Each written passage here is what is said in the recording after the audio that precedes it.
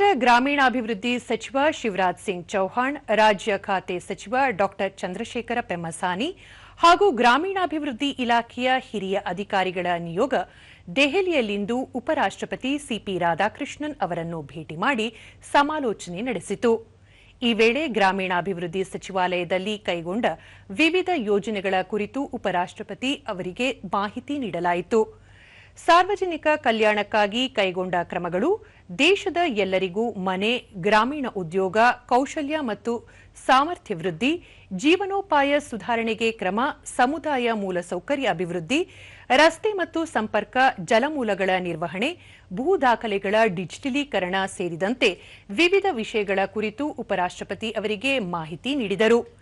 ಇದೇ ವೇಳೆ ಕೇಂದ್ರ ಸರ್ಕಾರದ ಪ್ರಮುಖ ಯೋಜನೆಗಳಾದ ವಿಬಿಜಿ-ರಾಮ್ಜಿ, ಪ್ರಧಾನಮಂತ್ರಿ ಗ್ರಾಮ್ ಸಡಕ್ ಯೋಜನೆ, ದೀನ್ ದಯಾಳ್ ಅಂತ್ಯೋದಯ ಯೋಜನೆ, ಪ್ರಧಾನಮಂತ್ರಿ ಆವಾಸ್ ಯೋಜನೆ ಗ್ರಾಮೀಣ ಸೇರಿದಂತೆ ಮಹತ್ವಾಕಾಂಕ್ಷಿ ಯೋಜನೆಗಳ ಕುರಿತು ಸಚಿವರ ನಿಯೋಗ ಮಾಹಿತಿ ನೀಡಿತು.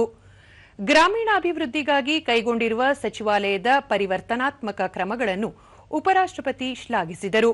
ಇದೇ ಸಂದರ್ಭದಲ್ಲಿ ಅವರು ಭಾರತದ ಜೀವಾಳ ಅದರ ಹಳ್ಳಿಗಳಲ್ಲಿವೆ ಎಂಬ ಮಹಾತ್ಮ ಗಾಂಧೀಜಿ ಅವರ ಮಾತುಗಳನ್ನು ಉಲ್ಲೇಖಿಸಿ ಗ್ರಾಮೀಣಾಭಿವೃದ್ಧಿ ಹಾಗೂ ಉದ್ಯೋಗ ಮತ್ತು ಕೌಶಲ್ಯಾವಕಾಶಗಳಿಗೆ ಬೆಂಬಲ ನೀಡುವ ಮೂಲಕ ವಿಕಸಿತ ಭಾರತದ ಗುರಿ ಸಾಧನೆ ಸಾಧ್ಯ ಎಂದರು.